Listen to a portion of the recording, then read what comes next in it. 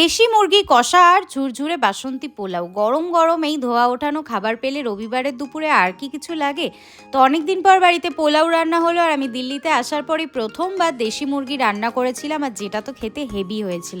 আচ্ছা, তোমাদের কাদের কাদের দেশি মুরগি খেতে ভালো লাগে অবশ্যই আমাকে কমেন্ট সেকশনে জানিও।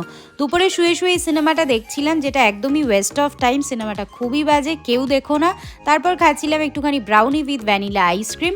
সন্ধ্যেবেলা গেছিলাম বাজারে, আর সেখান থেকে একটু চামচ, হাতা, গামলা, আর ছিল ঠাকুরের জন্য কিছু জিনিসপত্র। এখানে ছিল কলের মুখগুলো, যেগুলো বারবার নষ্ট হয়ে যায়। কিছু ক্লিপ ছিল, কেন কি আমি ক্লিপ ভীষণ হারিয়ে ফেলি। ঠাকুরের জন্য একটা বাটি এনেছিলাম, এটি সিঁদুর গোলাবো। আর আসার সময় না আজকে কুল দেখতে পেয়েছিলাম, তো সরস্বতী পুজোর দিন তো দেওয়া হয়নি, তো আজকেই দিলাম। তারপর আমরা খেলাম। রাত এখন 1:45, আমার আবার খিদে পেয়ে গেছে, তো বড় আমাকে বানিয়ে দিয়েছে এখন স্ট্রবেরি প্যানকেক। শরীরটা একটু কদিন ধরে খারাপ চলছে, কিন্তু দেখা হচ্ছে সবার সাথে নেক্সট ব্লগে। সবাই ভালো থেকো, সুস্থ থেকো, টাটা।